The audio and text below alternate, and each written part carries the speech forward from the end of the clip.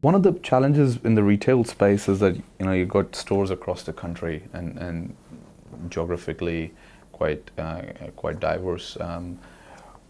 How do you see health and safety being a bit of a challenge in a multi-site, multi-office kind of scenario for retail businesses? What have you been able to do to manage that, considering you've got employees across the whole country in different stores? Sure. I guess that's the advantage of making safety personal. Right. Right. Seeding it into the culture of our business and into the top of mind with our leaders throughout the business. So whether the leaders in Invercargill, whether they're in Ashburton, whether they're in Wellington, Auckland, Whangarei, what we want them always to be focusing on is safety as part of the other things that we do.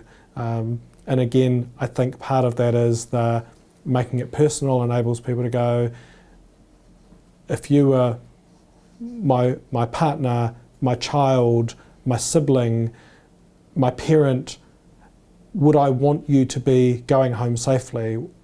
Or conversely, do I want you to be injured? Well, most people, I think, would go, no, I don't want you to be injured. I do want you to go home safely every day. So, if we can get that ingrained into the culture of our business, and I think we've moved a significant way down that path, then a lot of good things flow from that. So the making it personal and part of the culture is much more valuable than having a compliance checklist kind of approach. So there might be a place for some of that, but it is only a place and is certainly not going to get an organisation to having outstanding performance in that particular area. You mentioned something very important around making that part of the culture. What did you exactly do to make that happen? Because it's very easy to say, and I'm very sure that it's not very easy to do, because it's a people change. It's across so many sites, hundreds of people, and cultural change is one of the hardest things for most companies, actually. Can you share some learnings on what some other people who want to do similar things they might be able to learn from? Yeah, again, it's recognising people understand and embrace things differently, but there's also a high degree of commonality, so we should never make the mistake that the conversation we have as a leadership team isn't the same conversation that we could have with a team member on the shop floor.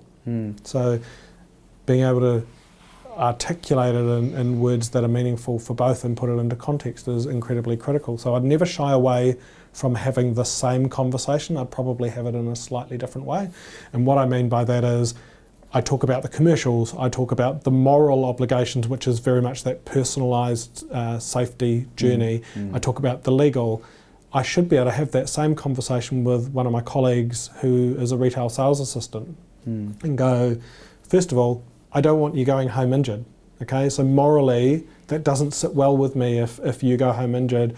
It makes me ask myself, what could I have done different to prevent that happening? So that's one element, and it's as simple as are you picking up that box? Are you using that knife safely? A whole range of things like that. So very practical and in their environment.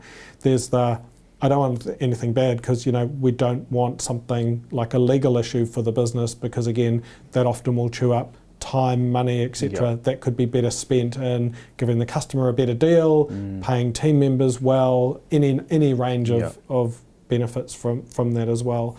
And then there is just appealing to them and going, what is it about you? Why do you want to go home safely every day? Is it your parents? Is it your partner? Is it, we've got lots of school kids, so for them, what they go home for might be quite different to someone who's more mature in years, maybe had more time, and maybe they're a full-timer versus a part-timer, but everyone's got something that's relevant for them. So it's being able to think of all of those. So again, it's the moral, legal, commercial, all of those, but making it relevant for the individual with whom you're speaking.